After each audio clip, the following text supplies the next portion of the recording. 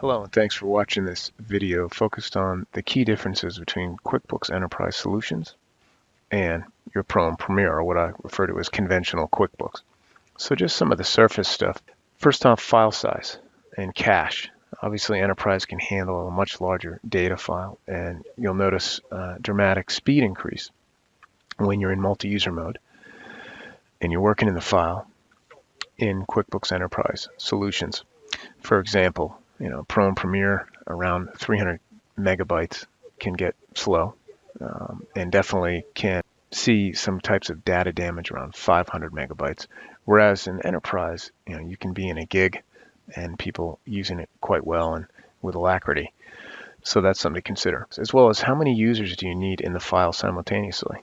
So depending on the SKU you purchase for Enterprise, Enterprise supports up to 30 users.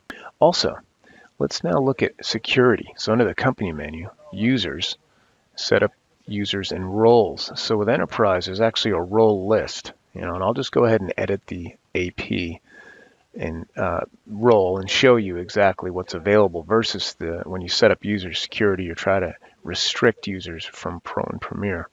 So here are all the different roles, and you can create your own role if you want or duplicate them. Everything from purchasing to time tracking, view only. Pro and Premier does not have a view only user. That would be an Enterprise. And then of course accountant, AP, AR, inventory, etc.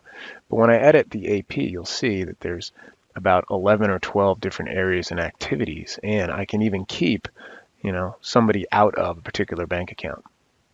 As well, the activity access level is more sophisticated than Pro or Premier. You can do view, yet not create, not modify, delete. There's some better examples of that. So accounting, centers, let's just look at customers and receivables. For example, credit memos. So they could view them and create them, but not modify and delete, right? Or print.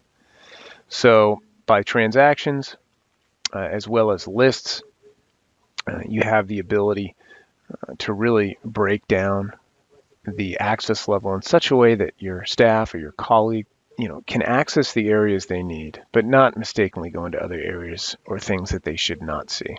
So that's kind of the role list, and you can create multiple roles and then add it to a user. As well, let's look at reporting.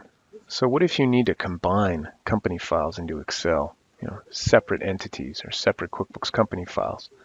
So Enterprise comes with QuickBooks Statement Writer to begin with, but also you can combine reports from multiple companies, and you just go ahead and browse out, add the files, and then you could look in Excel for each company, a balance sheet, standard or summary, P&L, statement of cash flows, trial balance, profit and loss by class, and sales by customer summary.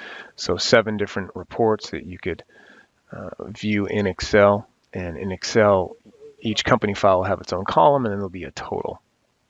Also, regarding reporting, Enterprise has the ability to do, to integrate with open database connectivity, and it has a free ODBC readable driver. So when you open Excel or Access or Crystal reports, you can pull in the different fields of data within Enterprise and build your reports that way, and it has a live link back to the data. So that is another thing to consider with Enterprise Solutions. Now, before we jump over to inventory, because I think Enterprise really shines with the advanced modules and advanced functionality and capabilities, how to track inventory. If we go to the item list, and let's just create a new item. The group. Now in Pro and Premier you can have 20 items per the group item. In Enterprise you can have 100. Also for assemblies you can have as many sub-assemblies as you want of a particular finished good or build assembly as well. The build assembly window itself is editable. So in Premier, which also has the build assembly, if you want to change your existing, or you want to just do a variable build, just adding a component on the fly, you have to go to the original bill of material and add it there. So this area here where I can choose a different item or swap it out is not available within the Premier build assembly module, but with Enterprise it is. Also with Enterprise you can automatically build required sub-assemblies of a finished good. So notice for this DF2 assembly item, DF1 is an assembly of itself. I have no quantity on hand, but the DF1 item, its component parts, I have plenty of quantity. So if I were to uncheck this and even put, say, 1 and tab off, it's going to say, hey, you got to make it pending. Then in the olden times, you have to before Enterprise 14, I should say. And if you're using Premiere, you actually have to go and build DF1 in order to build DF2. However, if I go back and check the box to automatically build required subassemblies and just put in my 1 and tab off, it's going to allow me to build it. Because when I build DF2, the name of this particular assembly item, it's going to build all the subassemblies that roll up to this finished good. Now another key difference, and again this has to do with tracking inventory and particularly purchasing. If I go to reports and I go to inventory, and then let's look at the stock status by item report. Pretty important, and Premiere has it as well.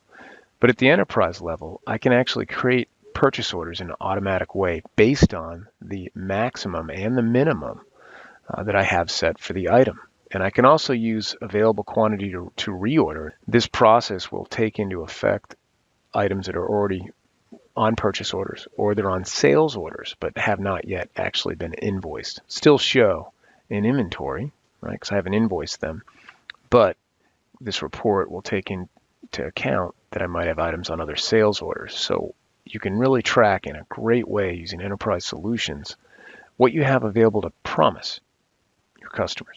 And I'm going to hide zero quantity. I'm going to create auto purchase orders, and literally when I check off these here and create purchase orders, it will automatically create the purchase orders in a batch. And now let's focus on a couple advanced modules within Enterprise. They are an add-on by cost only, and it just awakens dormant functionality or features. One was with inventory, and the other's with advanced pricing. You can actually do discounts and quantity discounts, price rules, things like that. So under the Edit menu, Preferences, and you go to Items and Inventory, Advanced Inventory Settings. So I can track inventory across multiple locations, even sub-sites within the warehouse, bin, shelves, and rows. You turn that on and there's an ability to transfer items from one location to another, or from a row or a shelf or a bin to another. And you can run reports based on items at different locations, quantity on hand by site, stock status by site, and inventory valuation by site. Very important and needed with manufacturing, distribution, and wholesale. As well as you can track lot or serial both at the purchase and the sales part of the process. You could turn first in, first out inventory valuation method on, as QuickBooks natively does average cost, but you could do FIFO, and of course track barcodes and scan both items coming in to receive as well as going out on an invoice or sales receipt. So those are the advanced inventory settings. And down in the sales customer preference, you have the ability to turn on advanced pricing, also an add-on just by cost, where you can do discounts, price rules, etc. Now, if I were to drill in to a particular item here, and this will just be a non-inventory part, I can actually set up a discount that when they buy 2 or more, instead of the price being $100, it'll be $90. Right? And you can set up different discounts there. As well, I have price rules. So this is my May Day sale, where up through 5/31, it's 15% off. So when I create a sale for that particular item, I've set it for all non-inventory parts, but you could set the price rule, because there's actually a price rule list under the list menu, price rule list. I could actually set this to inventory parts, or particular parts, or even a service item. This would be a discount that would be applied, or a price change would be applied. Set the date range, set the actual percent lower or above, etc., based on what you're doing. And then there's even, you can talk about price overrides as well. Now let's look at the inventory center real quick. Inventory center. Now Premiere has one as well. I've had an inventory center since 2012, but in the enterprise, I can drop in an image and attach an image to a particular inventory part. And this center is for inventory parts and assemblies, and a great launching pad to go to transactions or reports as well. If I drill into this RC01 item, just edit the item, and here's where you'll see, as I have the site info turned on, I want to track the minimum and maximum for these particular items. So at what site, by site, I can put in a minimum reorder point. So when it hits that, I'll have a reminder to order this particular part, and that's what the auto purchase order report pulls from to, and the maximum, so they don't over order or over purchase for a particular inventory part. And one final point, I love this as a value benefit of QuickBooks Enterprise, is you're looking at my homepage, sure looks like QuickBooks Pro. So if you're someone who is using QuickBooks Pro and Premiere, The learning curve, trying to adapt or assimilate to enterprise, it's literally the same core features. An invoice is an invoice, a bill's a bill. You're going to receive the payment. You're going to reconcile the bank in the same way. The registers look the same. A check looks the same, right? All that stuff you're used to doing, where reports are the same. But this added inventory functionality, the pricing flexibility, the user security and restriction, sophistication, as well as reporting, more headroom. These are the things where I feel enterprise really comes into play, particularly as you're a growing business. So I hope this tutorial has been helpful. Have a great day.